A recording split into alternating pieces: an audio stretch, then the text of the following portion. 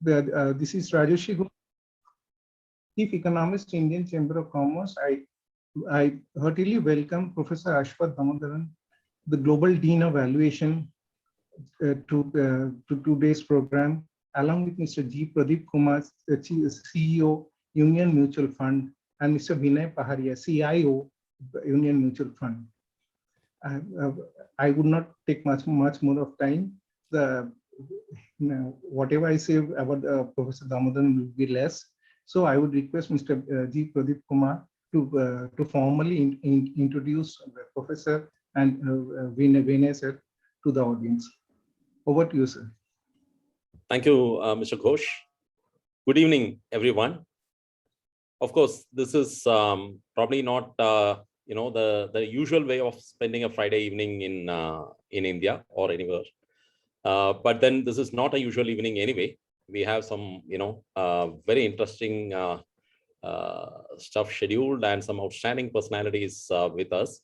So first of all, I would like to thank Mr. Ghosh and the entire ICC for organizing this and giving us the opportunity to be associated with this event. So thank you for that. Okay. Ladies and gentlemen, let me first introduce our chief guest for this evening. It's somebody who really needs no introduction to any student of finance.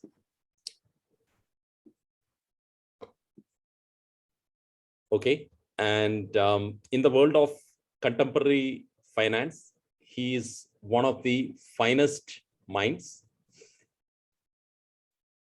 popularly known as the Dean of Valuation, an authority on corporate finance, investments, portfolio management, and valuation. Widely considered to be a guru on these topics, someone who has authored at least a dozen books on these topics, and undoubtedly one of the finest minds, as I said, in the world of finance today. We are very fortunate to have with us Professor Aswath Damodaran, professor at Stern School of Business at the New York University. Welcome, Professor Damodaran, to this session, and thank you for being with us. Thank you for having me. I mean, I'm not sure how much of a fine mind I am. I mean, I'm a dabbler. I'm not a researcher. I'm a teacher, not a professor, but I'm glad to be here. So I'm fair game. I mean, the one thing I can promise you is whatever you ask me, I'll tell you what I think. It might not be the most diplomatic answer you could expect, but I'm too old to care what other people think about me. So we're off to the races. Thank you. Thank you. Thank you. And, that's absolutely the way we would like it to be, because there are enough people that we keep seeing every day who give all the diplomatic answers. So we would really welcome something which is not really diplomatic. And talking to Professor Damodaran today, interestingly, is one of his most devoted disciples, I can say. My friend and colleague, Vinay Paharia, who is the Chief Investment Officer at Union Asset Management Company.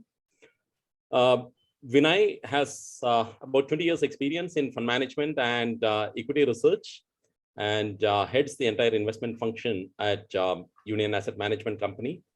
And not only that, he's a student of Professor Damodaran. Fortunately for the hundreds of thousands of our investors and for our company, Vinay actually manages to put in practice a number of things that Professor Damodaran actually teaches.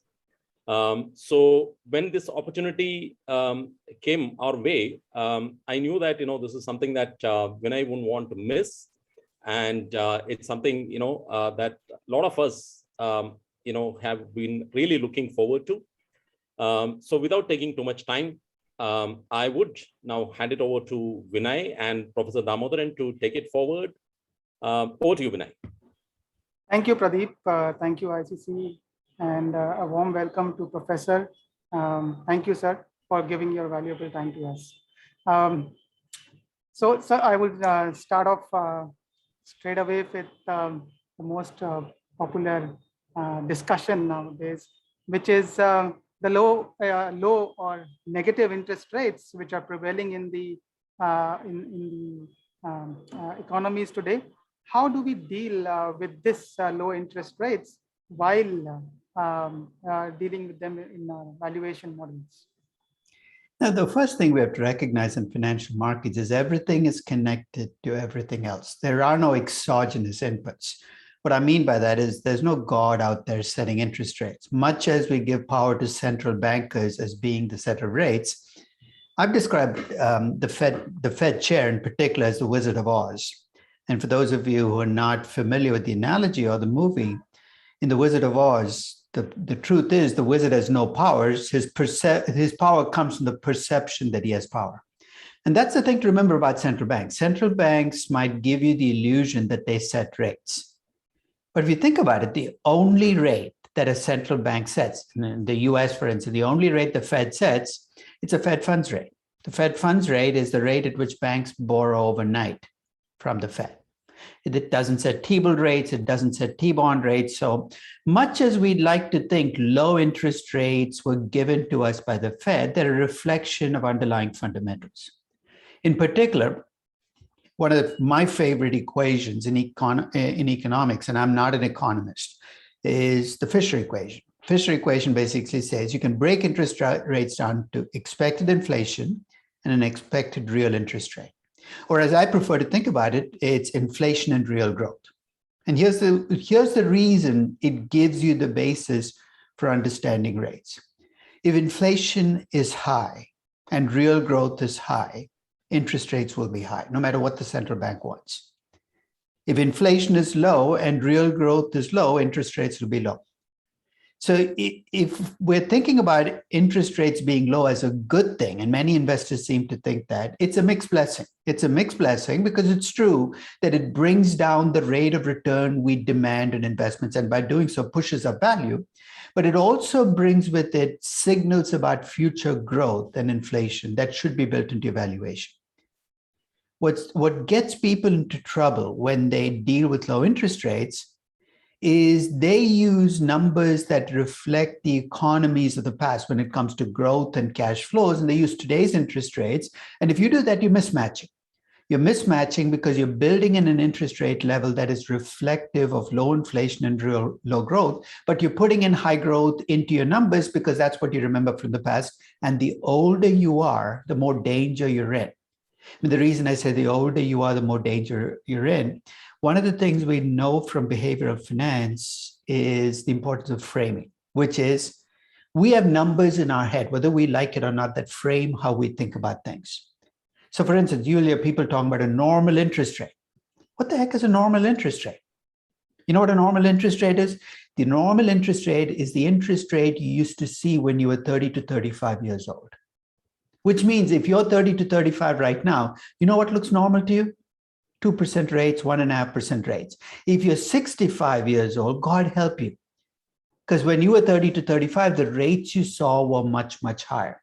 So I think we need to be careful with low interest rates to be consistent.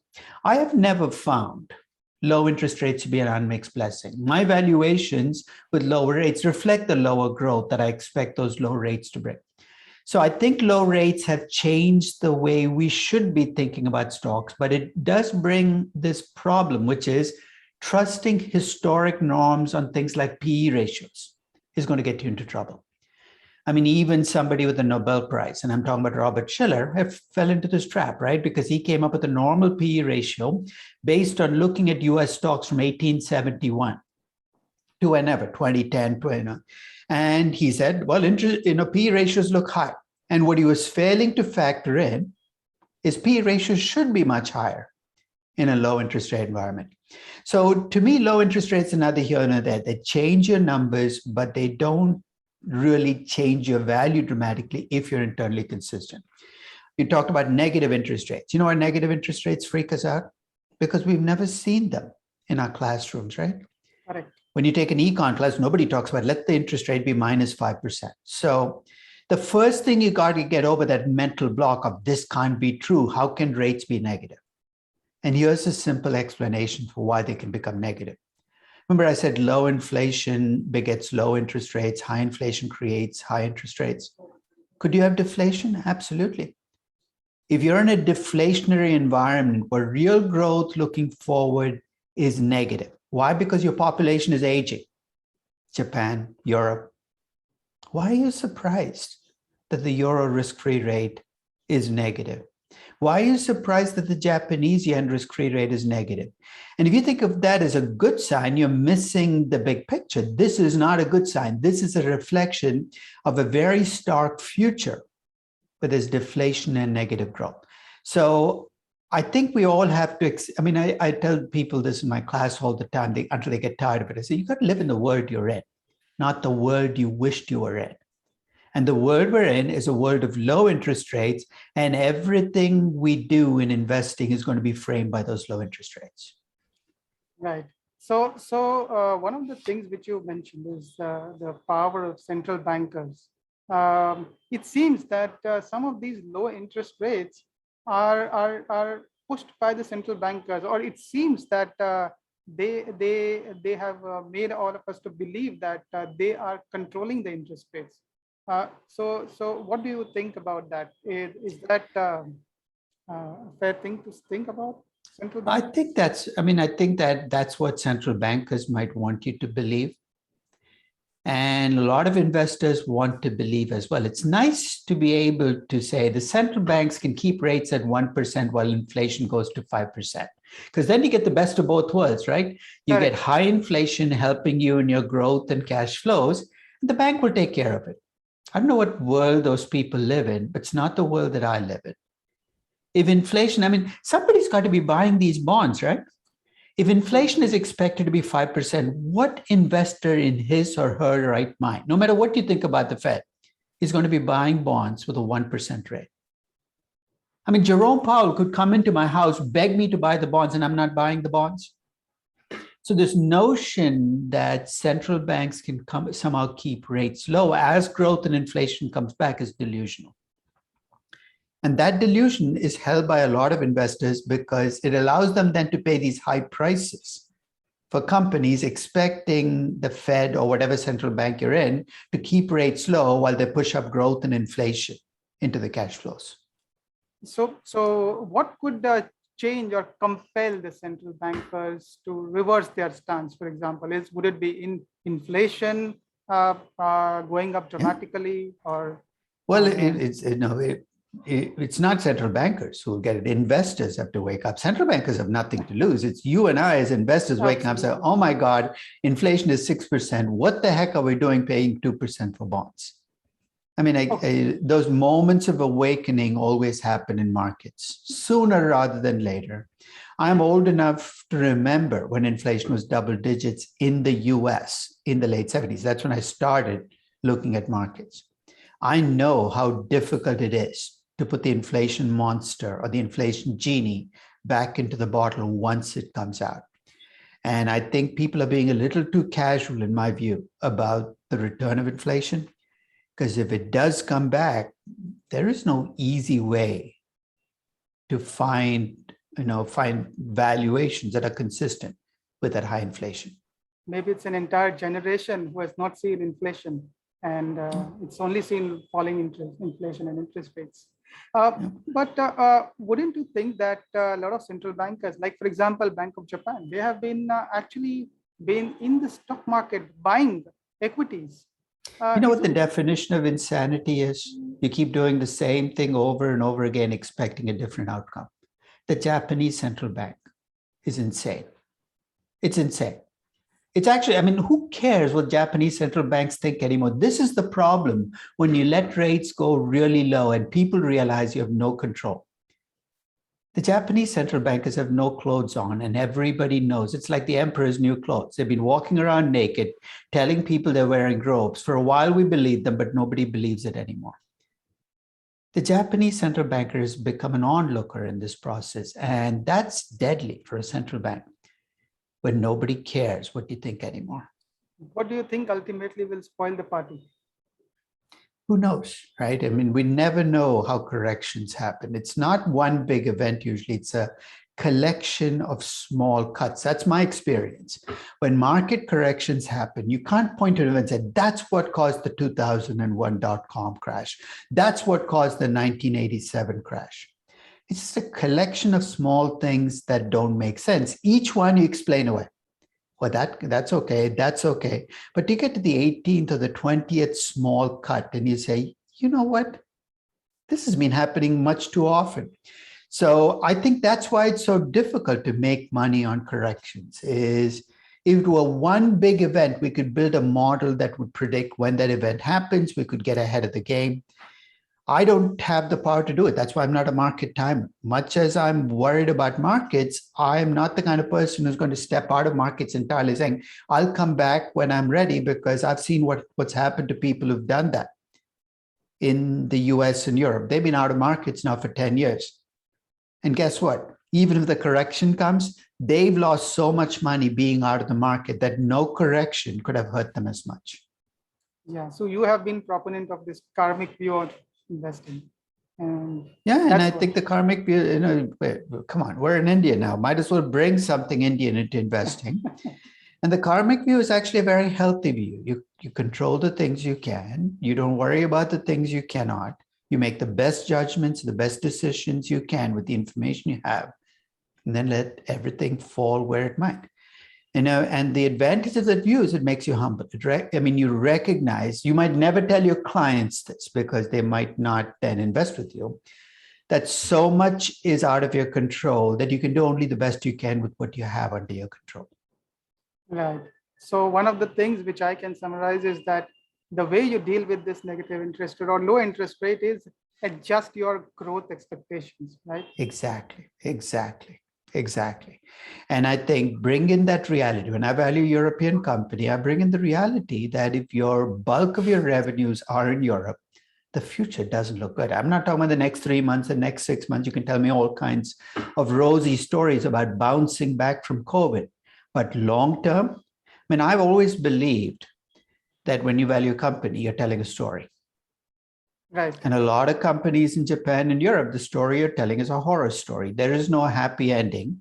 The basement awaits, and there's a guy with a chainsaw waiting for you down there. And I'm saying, okay, go down. No, you might take one step at a time and take 15 hours to get down there, or go down there in 15 seconds. Either way, once you get down there, the chainsaw is going to do its work and the story is going to be over. But there are lots of stories where this low interest rate phenomenon is going to be the death knell of the company. It's telling you bad things about its future. Lots of horror stories. Yep. Right. So what we'll do is we'll change gears and talk something more about the core subject of valuation. So one of the things we have discovered while practicing valuations is that one of the key component in valuation is the beta of a company. And the beta of a company is never stable. It keeps changing. And it is a very critical component in valuation. So how do you judge the beta? And because that's very crucial in terms of your forecast for a value of a company. I'm going to dissent on that. When I value a company, I don't think beta even makes my top 10 lists of things that I worry about. I mean, let's face it, beta is a measure of relative risk. I mean, I tell people we attach Greek alphabets to things because we want to bulldoze people with pseudo sophistication in finance. Beta is just a measure of relative risk. So when you say beta for a stock is 1.2, you're saying it's 1.2 times more risky than the average stock. The reason I say that I don't really spend too much time on betas, risk-free rates, risk premiums, cost of capital, much as it's written about it, is you know what the median cost of capital for a global company was last year? Do you want to guess? What is it in US dollar terms? First, I mean, I have to be careful. You always, it was 6%. 6% was the median cost of capital for a global company.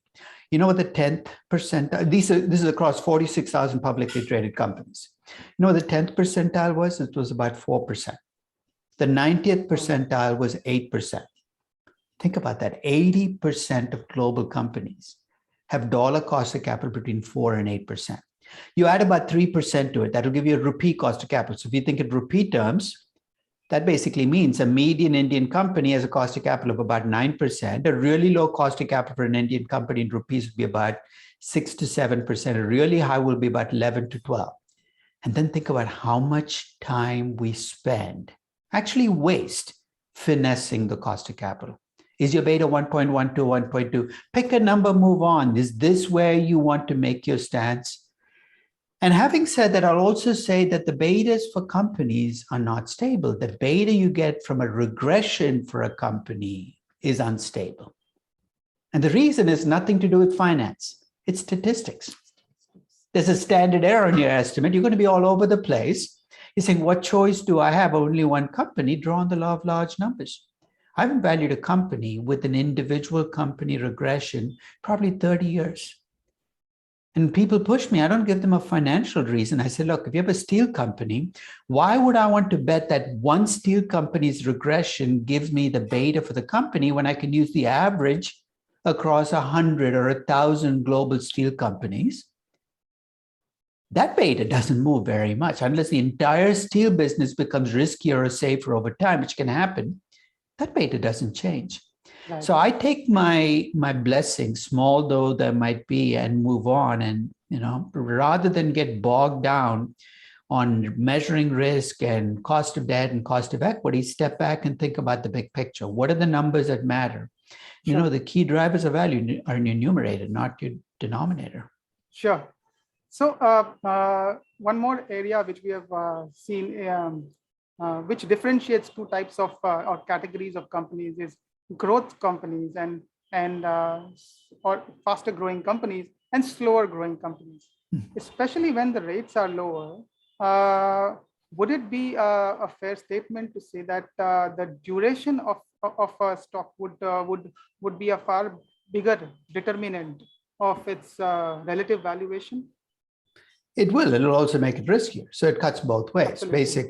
Basically, it's a pure time value issue. I mean, one of the starting points for every one of my classes is I draw what's called a financial balance sheet.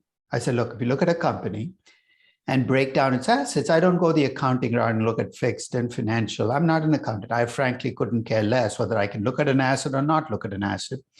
I break down assets into assets in place, investments you've already made, and growth assets, investments I expect you to make in the future. Rather than talking the abstract, let's take two companies, ITC and Zomato. If I asked you where the bulk of ITC's value comes from, a Charminar cigar that, I don't know, when did they create it, is still the core of their value. 80, 85, 90% of the value is in assets in place, investments they've already made. If you ask me where Zomato's value is, even if I'm an incredible optimist on Zomato or a pessimist, let's face it, one thing we'll agree on, it's not Zomato's existing investments that create Zomato's value. It's what I think about Zomato's future, how many people use food delivery, will it go into grocery delivery? The bulk of Zomato's value is way out in the future. Now, normally when your cash flows are way out in the future and you discount them, then if you have to wait 10 years, you're saying that's not worth as much. Think about the present value effect of having lower interest rates. Holding all else constant, the present value of the same growth 10 years out will be much higher with low interest rates and high interest rates, which means high growth companies in good times will have much higher values at low interest rates. But here's the catch.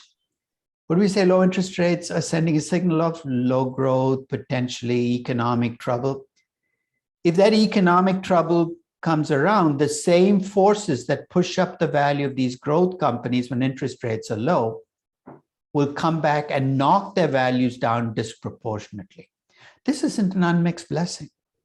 It is true that low interest rates are good for growth companies, but it's also true that low interest rates actually make growth companies more risky because that value is going to swing around. But I'll give you one other thing that I think that, especially with COVID around, has changed my perception of how I would invest in companies. One of the things we discovered in 2020 was not just this divide between growth companies and mature companies, but the divide between flexible companies and rigid companies. Rigid companies are set in their ways. Not because their management is older and more rigid, but because of the business models. They have big infrastructure investments, so it's very difficult for them to change the way they do things. They borrow money, they pay big dividends. You've already locked yourself in on your investment policy, your financing policy, and your dividend policy. You're saying, so what? You get hit with a shock. COVID. Guess what? Your costs still are, you're stuck with everything you've done. You still have to make your debt payments. You still are kind of trying to pay the dividends because the shareholders punish you. You're still stuck with the big manufacturing. I think one of the messages I got from COVID is we're in the 21st century. The 21st century is a century where flexibility, I think, is going to be the core of any business model. And part of the reason for that is technology has muddled the game. It's made it much more difficult to kind of forecast what the world will look like 10 years from now. So why would I want to make a 50 or 100-year investment? Now, somebody was talking to me yesterday about, and this is a group that's actually working and trying to get more green energy investments in India. And they said people are unwilling to invest in green energy in India. They were convinced it's because the costs of capital people were using were too high. And I said, I don't think that's a reason. I said, would you want to invest in a 40-year or 50-year investment in India where you know that the technology could very well be the wrong technology? And if you add on top of that, the Indian government's predilection to change the rules of the game every 5, 10, 15 years, why would I want to invest for the next 40 years? So I think flexibility is the core word that I would be looking for in a business model. And that would mean that I don't look kindly on borrowing money, even though it might look cheap to you right now, locking in dividend payments, even though that might get a few shareholders to buy your shares, because you're making your business model, your financial model, much more rigid by doing so. Got it. So not growth or high growth or slow growth, but flexible or inflexible. Exactly. Companies. I would take a mature company with flexibility over a growth company that's inflexible. Got it. That's because flexibility is what's going to give me, it's an optionality. Basically, they can change their minds. Absolutely. Respond to the environment. Mm-hmm. One more thing which is being discussed by a lot of us is equity risk premium. What are your views on how the equity risk premium should be looked at, especially in this environment? Or in any environment, it's a price of risk in equity markets. It's what equity investors demand as a compensation for taking risk in equities. And if you think about that definition, two things come out of it. One is it's going to be a function of how scared people are. Equity risk premium shot up between February 14th, 2020 and March 23rd of 2020. This was the first 6 weeks of the global economic shutdown. Why? Because people were terrified.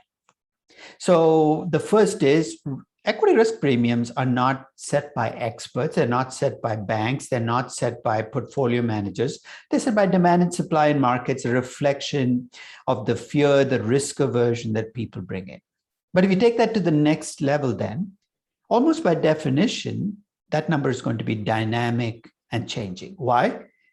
Because think of the roller coaster ride each of us has been over the last year and a half, right? 1 week, things look good. The next week, everything's shut down. The third week, it looks like you don't have a job. The fourth. So as you've gone up and down, do you think your fear has ebbed and flowed? Absolutely. You know what that also means? Equity risk premiums have been on a roller coaster ride. In fact, in 2020, as some of you who read my blog know, I computed the equity risk premium for the S&P 500 every single trading day for the year. Right. It's my temperature gauge. How scared is the market today? It's the most movement I've seen in that number in a 1 year, on a daily basis in a 1 year period, because I did this in 2008. And the difference in 2020 was astonishing. You saw the same kind of rise you saw in 2008 in the first 6 weeks, from February 14th to March 20th. But here was the difference. In 2008, the equity risk premiums went up and they stayed up for the next 3 years. In 2020, equity risk premiums went up for 6 weeks. By September of 2020, they were back to where they were pre-crisis. And to me, that is one of the big questions about 2020 is why did risk capital stay in the game? What was it about 2020 that led people to say this is different? Now, because it was different. That to me was the biggest thing that jumped out at me at 2020 is how quickly risk capital came back into the game. You had, VC money never left the game. IPOs continued. Things you would never expect to see in a crisis year continued in 2020. So equity risk premiums right now are at about levels that are pretty close to what they were for the last 50 years. That surprises people because you know what's pushing up stock prices, not that the equity risk premiums have become low, but because the risk-free rate has become low. I mean, we talked about how risk-free is. So right now, if you take the T-bond rate at 1.2%, you add 4.5%, which is roughly the equity risk premium, and it's pretty close to what it's been. 4.5 plus 1.2% means that I'm settling for a 5.7% expected return on a typical stock in US dollar terms, 5.7%. In the 1980s, if I'd gone to a portfolio manager, would you buy shares if I said you could make a 5.7% return? They'd have laughed at me. In the Indian context, Indian equities are now being priced to earn about 8 to 9%.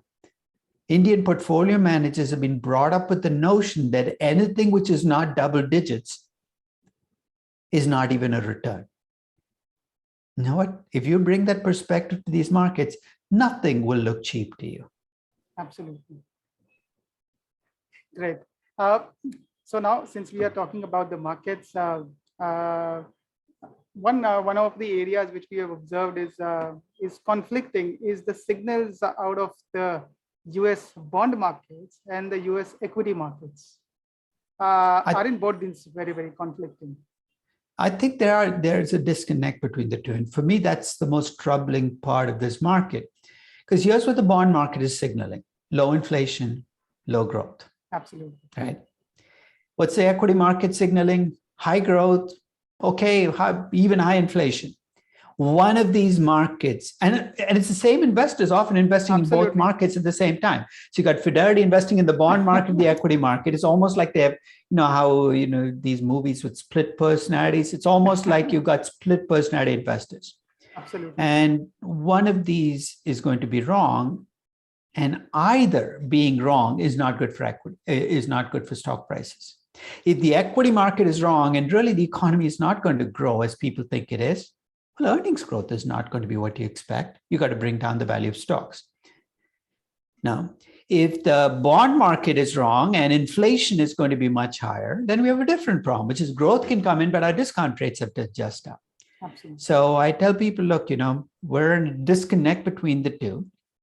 And that's happened before. And whenever you've had a disconnect between the two, there's a moment of reckoning. I mean, I'll tell you, 2008 to me was a moment of reckoning where the bond market was charging this tiny price for risk in the form of default spreads. The equity market was charging much more. The ratio was at an all-time high. And it stayed there for about a year before the correction came. And then the bond market kind of, the default spread surged, and you had the correction in both stock and bonds. So I think that is troublesome to me. And it's not just, I think, US. I think you're seeing this play out across global markets. The bond market's telling a story that it's very different about the future of the economy than what equity markets are saying. Yeah, and no one knows what would be that trigger or moment of reckoning. And I think that's again this karmic thing. You know that if there's a correction and you can't predict the correction, worrying about whether there's going to be a correction and when it'll happen, what's that going to do for you other than give you an ulcer? Absolutely. Absolutely. And as you have rightly said also, no one should call it a bubble or not. Because there's an air of contempt when you use the word bubble, right? Because when you use the word bubble, what are you saying about all those people who are buying? Those are crazy people. They're shallow people. They're not very, very bright people. And already you're setting yourself apart, right? I've read Ben Graham's security analysis. I go to Omaha every year. I listen to everything Warren Buffett says. And the minute you set yourself apart from the market as being better than the market, even Warren Buffett's discovered that he's not bigger than the market. The market is capable of bringing anybody down. And if you hold yourself up, it's almost like you're begging to be taken down. Absolutely. Absolutely. That's a very, very important learning. So what would cause a sustainable rise in inflation? Because that could be one of the key triggers which can, or the moment. Go back to your first econ class. Too much money, chasing too few goods. That's it. Everything else is a side story. which is Which what is we have if governments and banks keep printing money, that's never ended well. I think for the moment, the excuse is this is COVID. That's why we have a 1.9 trillion, 1.5 trillion. We're talking trillions now. We're not even talking billions. And the excuses were in unusual times. That excuse starts to become old after a while. I mean, in 2020, in the middle of 2020, you passed a bill that was $1 trillion and you said, we need it now. I got it. I understand. There's excess capacity in the economy, you're filling it. You're doing this in 2021. You're pushing your credibility by saying, we're still in COVID. What about 2022? If governments and banks get used to doing this as their way of keeping the economy inflated, it's not a question of whether, it's a question of when. I mean, all that money has to find its place somewhere, and it's pure econ. Inflation is the outgrowth. I think what governments need to know is when to put their foot to the pedal. And 2020 was obviously time, but they also need to know when to take their foot off the pedal, which is, hey, you can't keep doing this. We can't be the crutch that keeps the economy looking good. We've got to let the economy find its way. The Fed, to give it credit, is finally struggling with that question now. You're hearing talk about, maybe, but they need to do something fast. And to be honest, I think good central bankers should be almost invisible. Yeah. So speak less, act more. Don't be going out and giving speeches. We're in a time when central bankers have become celebrities, and that's not healthy for us. Don't you think that the monster of stagflation could also scare us because of these actions? Yeah, because once inflation comes back, as I said, it's not in your control, right? That's the problem with inflation. I think people say, well, what if there's 4% inflation? That's okay. It's almost like they can say, oh, at 4%, I'll just put a cap on it. Inflation is not it's not a dog, a house pet that you keep around. It's like keeping a tiger on a leash. Absolutely. A tiger on a leash is, I don't care how good the leash is, you're not going to keep the tiger going where you want it to go. So that's the problem with inflation. 4% can become 6% and 8%. And you don't need very much before inflation eats into almost everything you have.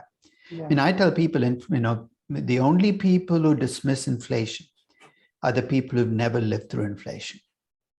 There's no more deadly mechanism in investing than inflation eating away at your returns. And inflation hits the poor more than the rich. Absolutely. And that's the other thing. People think inflation, the only people who are going to be affected, people who own stocks and bonds. Who's affected? The guy whose paycheck doesn't keep up with inflation anymore. Absolutely. No. Absolutely. So I think inflation hurts. If you're wealthy, you might find another place to put your money, real estate, gold, whatever you want to do. If you don't have wealth and all you depend on is that paycheck you get every month, I've never read a story with a happy ending for a country with high inflation. Absolutely. Just few more questions since we are talking about India. Have you looked at Indian markets, or what do you think about valuations? A lot of people will want to know. As I said, I dabble. I look at things that interest me. In fact, right now I'm working on blog posts looking at Chinese tech, Tencent, Alibaba, Didi, Pinduoduo. And why I'm looking at it, right? Because for a decade, Chinese tech has been the success story. Right. Alibaba's $600 billion, Tencent $600 billion. They're the two largest market cap companies in China.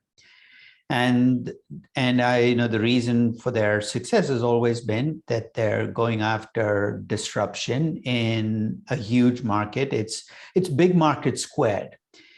And people have therefore given them these high prices. But with every Chinese company, anybody with good sense has always known that Beijing is always at the table with you. So if you're having dinner and you think your shareholders, Beijing is sitting at the table with you. It's both a plus and a minus. Let's face it. Baidu is a successful company because Google is not allowed in China. Didi was able to buy out Uber because Uber realized very quickly they went head to head with Didi in the Chinese market. There was no way they would succeed. It's almost every company, Beijing has been a helper. And that's investors have therefore priced that helping in. But in the last year and a half, we've discovered that Beijing likes growth, but it values control even more.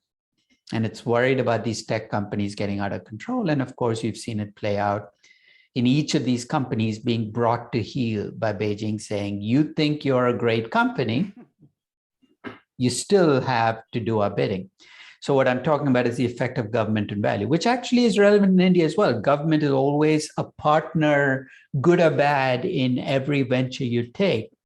And I think that I want to map out an evaluation. How do you bring in that government effect, good as well as bad? Because every single input, there is an influence of government. I mean, it's true in every part of the world.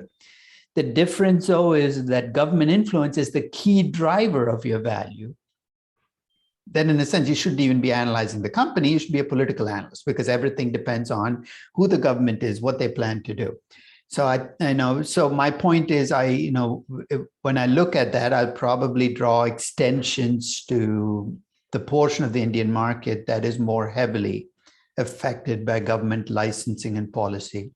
Because my objective when I value companies now is not so much to get a value just for that company, but to draw lessons that I can apply to a much broader cross-section. So my interest in Indian markets ebbs and flows. If something interesting is with the reason I looked at Zomato and probably I look at Paytm is because I'm interested. And I want to see how the story plays out because I can see the attraction of the story, but I want to see how I convert that story into numbers and evaluation. So sometime in the next couple of weeks, I'll probably look at Paytm and take my cut at it. But fintech is always a tricky place to be. It's much more difficult than doing a food delivery business, but no, absolutely, I think it's worth looking at. But you have been doing this for quite a while, right? That before a company announces its IPO price, a week before that, you put out your estimate. I try to do it as soon as the prospectus comes out, before the bankers start throwing numbers at you, because I've discovered once you hear a number, whether you like it or not, it kind of burrows its way into your brain. And before you know it, your valuation kind of gets drawn to that number. Great. Yeah. Thank you, sir. I think we have gone through most of our questions and answers. I will stop here and now hand over to the ICC for any questions from the audience. Over to you, sir. It was wonderful, really wonderful. I could have sat mesmerized. The questions are too many questions.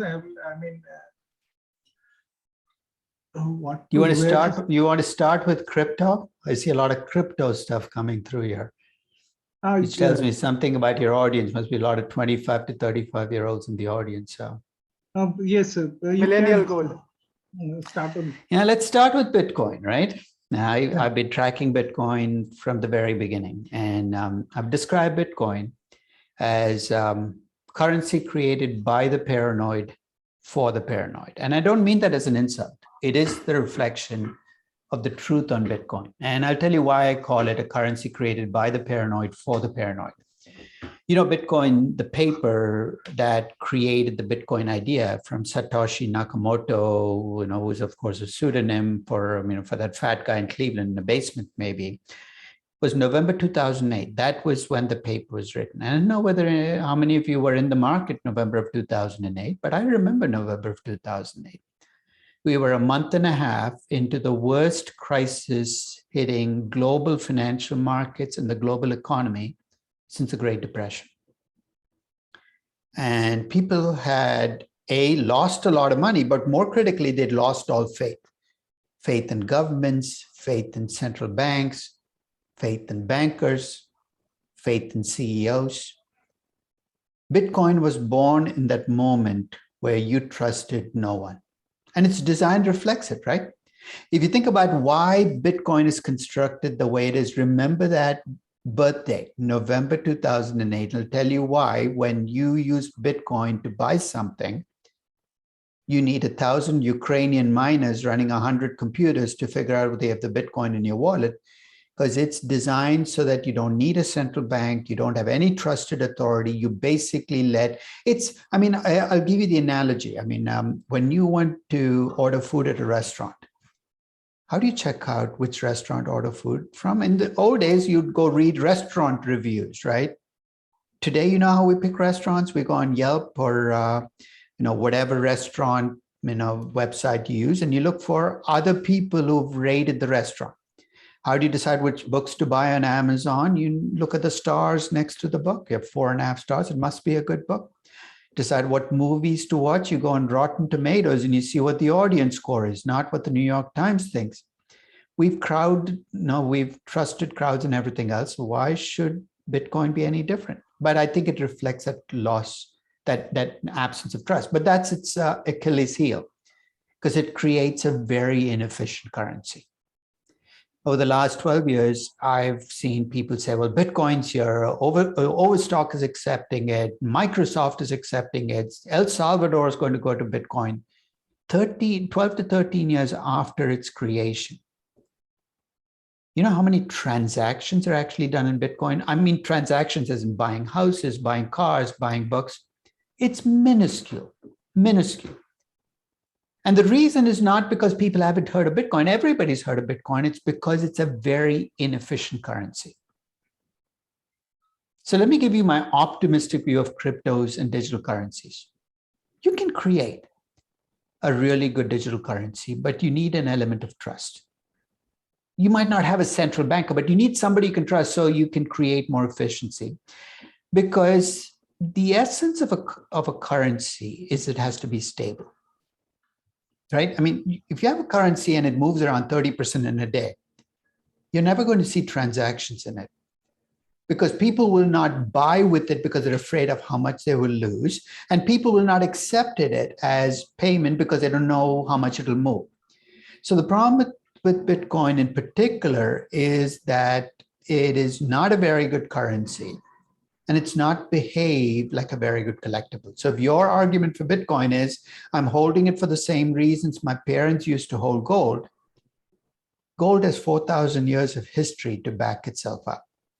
People have held it through every fiasco, every crisis, and after the crisis, it still holds its value. Bitcoin has not behaved like a collectible. A good collectible holds its value when financial assets are melting down. Take a look at what Bitcoin did in 2020. And if you're holding Bitcoin as a collectible, it should terrify you. So my big picture perspective is, and separate blockchain from Bitcoin. Blockchain is a technology you can use independent of cryptos, right? You can do a blockchain in US dollars, a blockchain in Indian rupees, a blockchain in Ethereum. So blockchain is an innovation. I think people overstate its criticality, but I understand why people are excited about blockchain.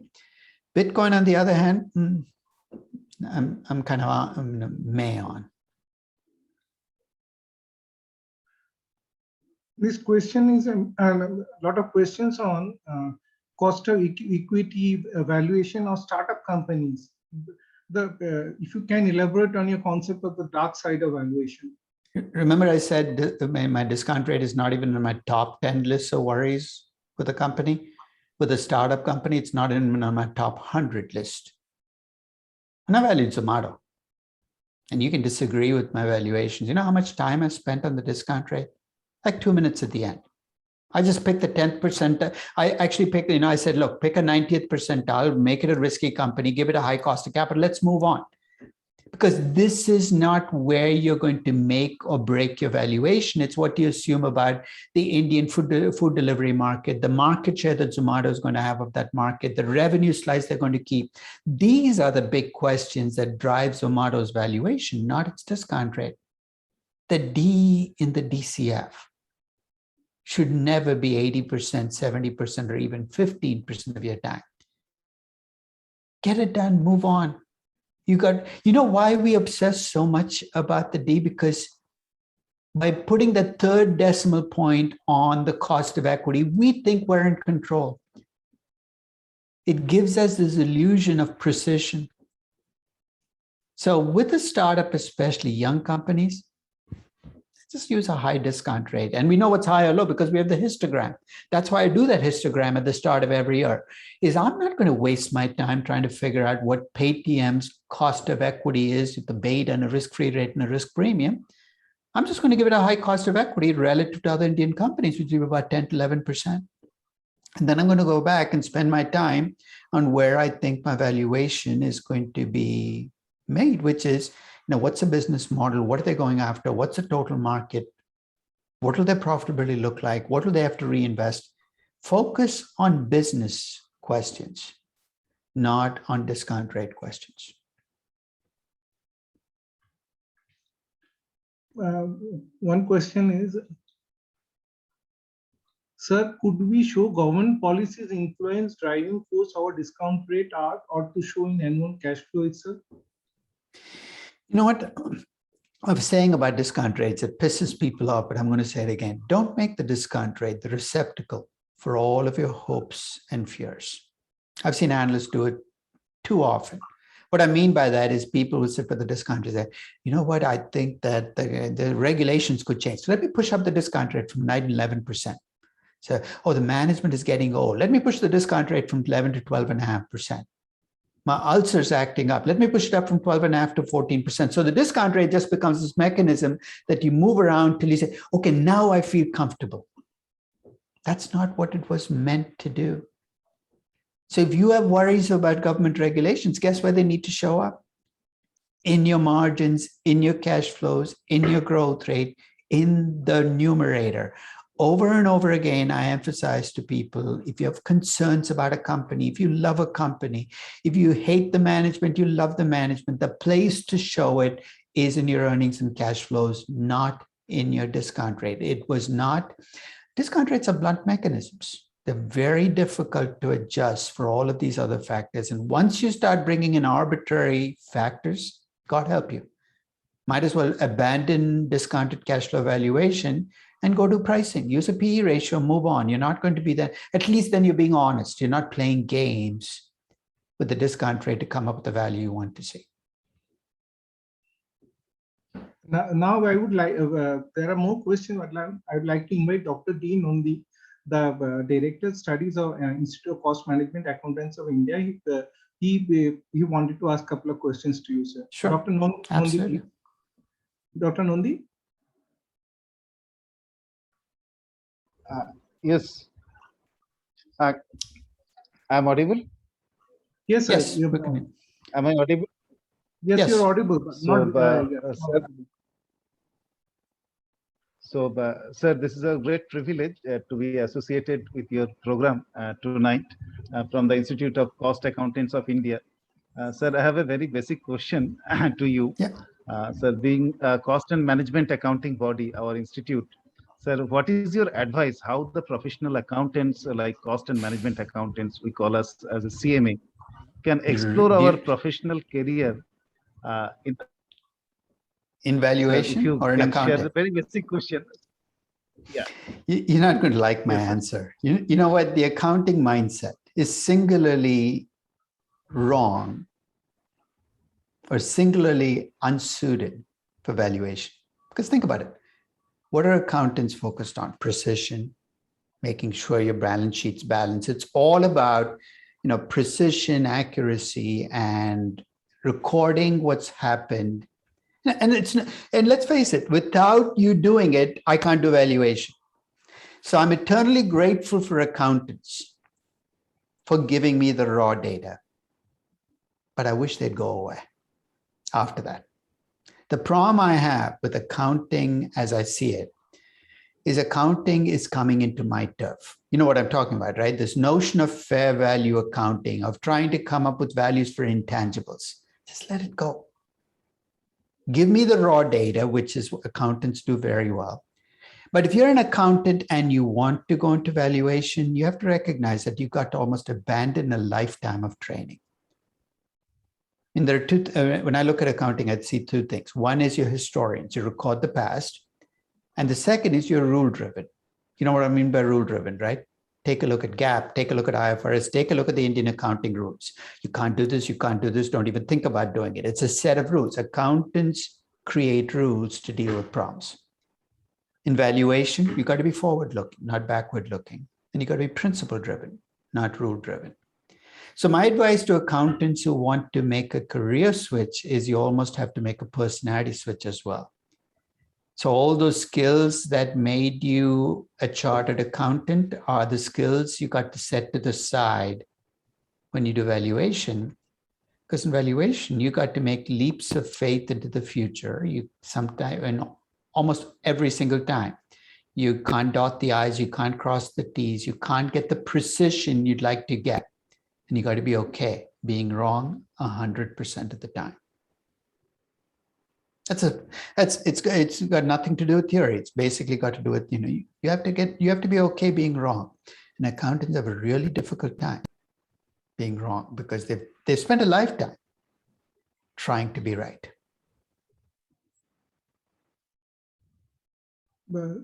Sir, next question, Mr. Nandi. Or I can ask one question on behalf of the audience. Sure. Question is, can you, sir, would you please explain the difference in the different role by country risk premium while valuing a domestic company and in case of a foreign company? And also, let me ask you a question. Is Infosys a domestic company?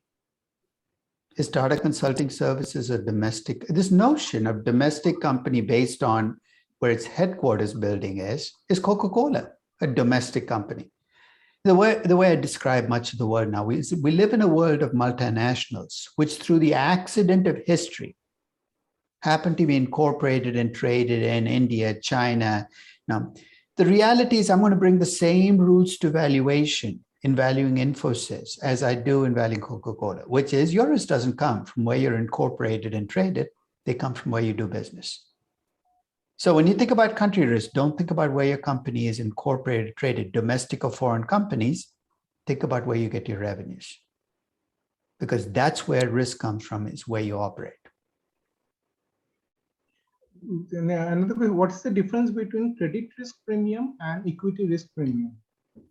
Credit risk is what you charge if you lend to a company. Equity risk premium is what you charge for buying its equities. So if you're a bank making loans to a company, a Nigerian company, you got to bring in a credit risk premium because you worry about not making interest payments, not being paid your principal.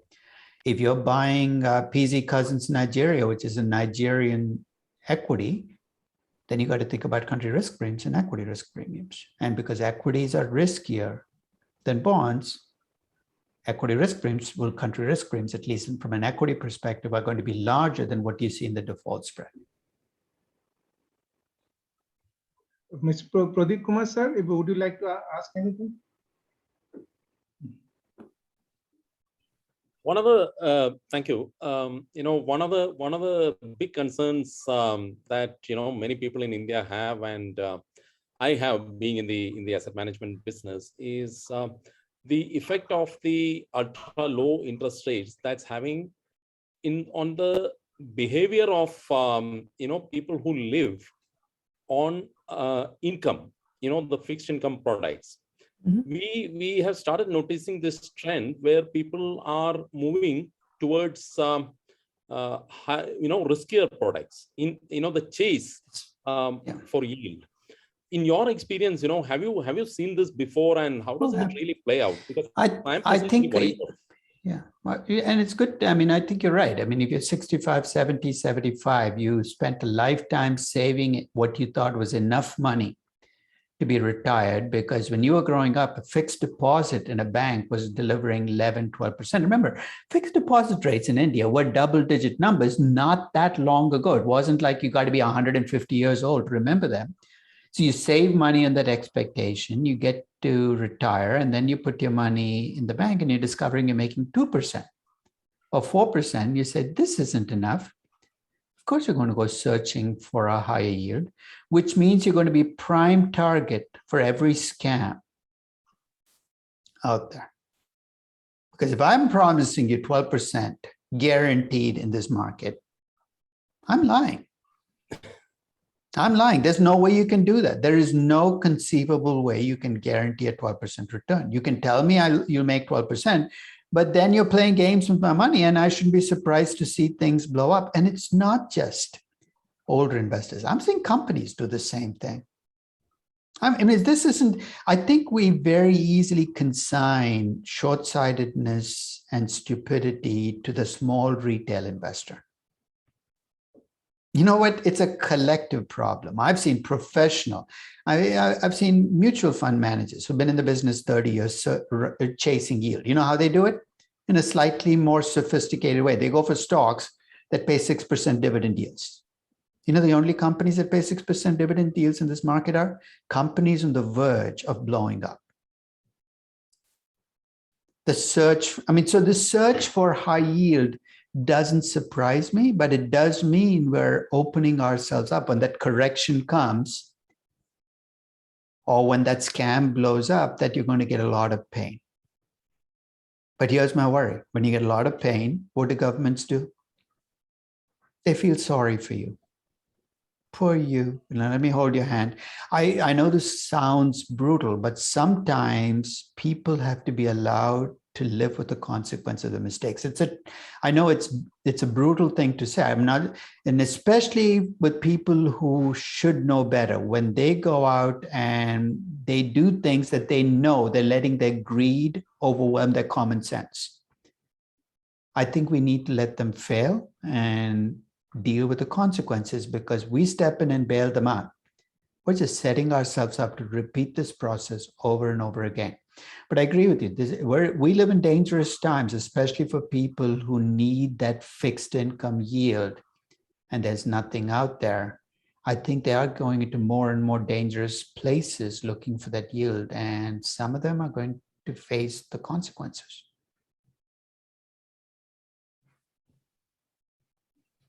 And I think that partly explains why you see this rush towards crypto trading, because many people buying Bitcoin. If you ask them why are you buying Bitcoin, it's not because they think Bitcoin is the future, but because they think they can flip it to somebody else in a couple of weeks or a couple of months and make 15, 20, 25%, which is fine. You're a trader, but be honest with yourself. This has nothing to do with investing. It's got, you're trying to, in a sense, gamble your way to a more significant wealth position. One last question, if you may permit, sir.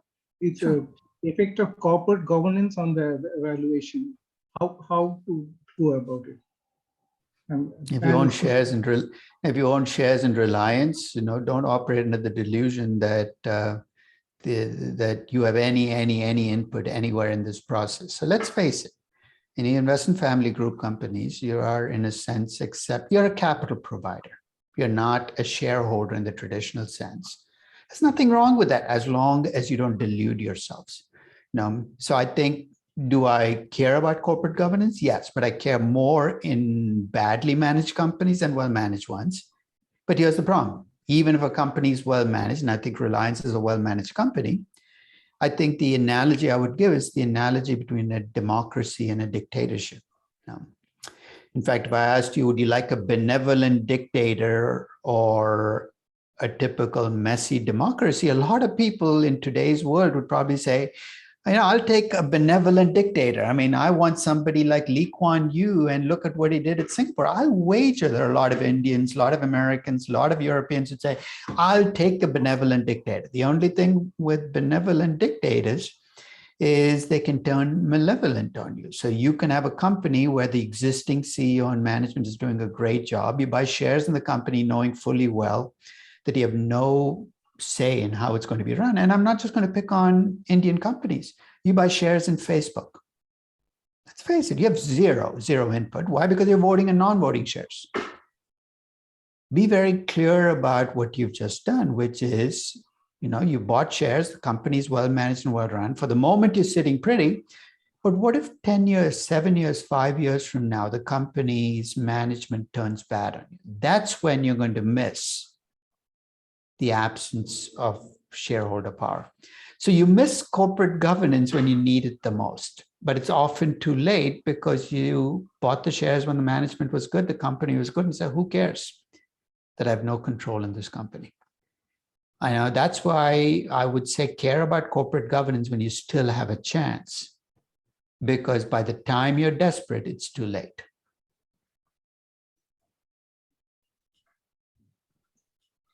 Thank you, sir. There's still plenty more questions, but we have exceeded our time, sir. And so with this, I would like to say pranam to you and say a formal thanks on behalf of the Indian Chamber to you, Mr. Vinay Paharia, and to Mr. G. Pradeep Kumar, sir. Thank you. Thank you very Thank much. you. for this Thank you, wonderful everybody. session. It was a pleasure. Thank you. Thank you, sir. Take care.